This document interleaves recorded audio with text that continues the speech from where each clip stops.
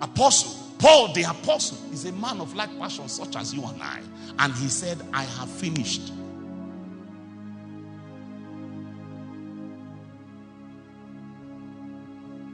So I want to say to you that an orientation of the heart, an orientation of the heart, an orientation of the heart, the right mindset as you go forth from this conference.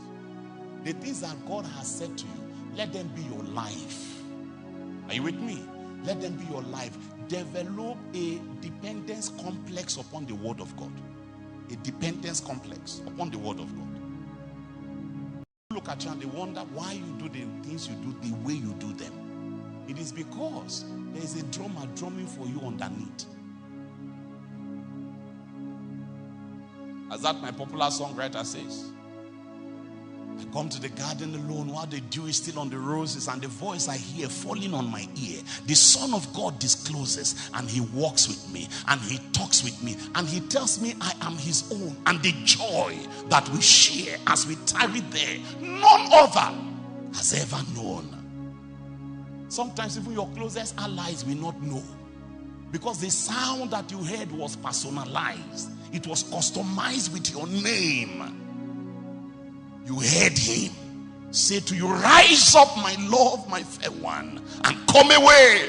Everybody else is going to say, where are you going? And you will say, can't you see the man calling me out there? Can't you see my beloved through the window? Come and look. They say, we are looking. We can't. Are you going insane? No, you are not going insane. It's an encounter with a name. And the name on it is yours. Everybody else can be in the room. They may see the light, but they will not hear the voice of the one that spoke with you. Like it happened with Paul. Paul was not the only one on the way to Damascus. When he had that encounter, he was the only one that heard what was said in that encounter. Some encounters are yours. Of things in heaven and things in earth and things were under the earth. Why? Because Jesus descended into the lower part of the earth.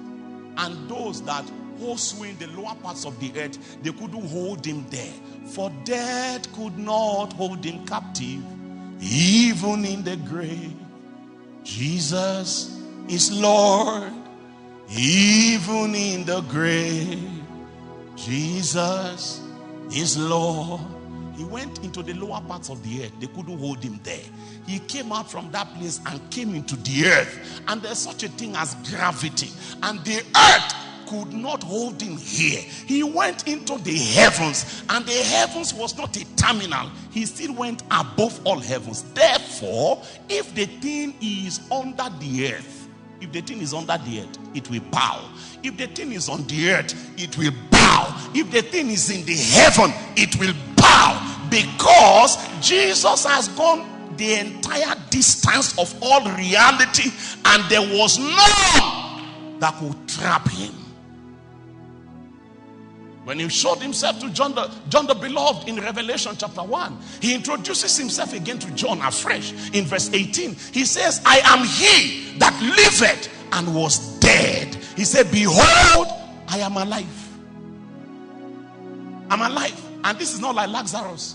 Lazarus was dead, and he could say, behold, I am alive. But he couldn't add forevermore, because Lazarus died again. Jesus said, I am he that liveth and was dead, and behold, I am alive for how long? Forevermore. Amen. And have the keys of hell and of death. What is the worst thing that can happen to you on the face of the earth? Even death is dead. Even death in the face of Jesus, even death is dead. I am he that liveth and was dead. Behold, I am alive. I went into the grave could not hold me. I am alive forevermore. And he says, amen. Then he says, and I have the keys of hell and of death. Hello? It's too late now for anybody to tell me, go to hell. So what? Do you know the one that holds the keys of hell? The keys of hell are in the hands of my master. Even if you literally carry me now and put me into hell, he will get the keys. Satan is no longer in charge. Are you with me?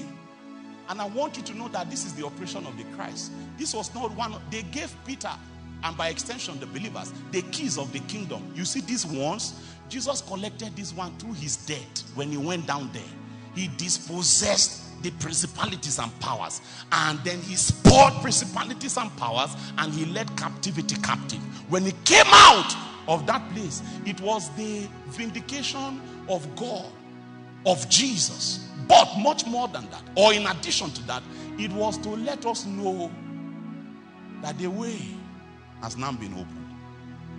Death is now a transit.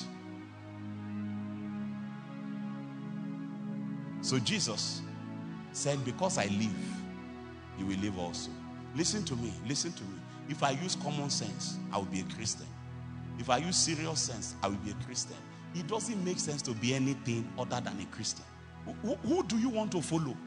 This kind of man that died and came back alive. So this is the one that knows the way through the wilderness. This is the one that has been there and has come back. So I can hear him. If he said, follow me, and say, happen with me, it will happen with you. You may die, but even if you die, what will happen? You will live again. I can believe this one. Jesus is not competing with any religious leader in the world. Jesus is not competing with any founder of any religion in the world. All of them are dead and buried. When they died, they died. When they were buried, they stayed buried. Some of them has been 700 years old.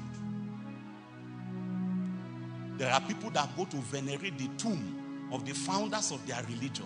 We do not have a tomb to venerate. He's alive. He's alive. And he says, I have the keys of hell and of death. So in a moment of time, that which Jesus Christ ascended far above all heavens, so that he might fill all things, an allocation will come. And it's going to come from the exalted position unto which Jesus Christ is ascended, far above all heavens. And that which is from above is what? Is above all. You are about to receive something that is superior to anything that you like, that you hate, that you will ever have, that you have ever experienced. Unless it has come from this source. Because this is coming from a height that is unknown to all of reality. That when you reach the height, the zenith of heaven, Jesus is above it. Now, look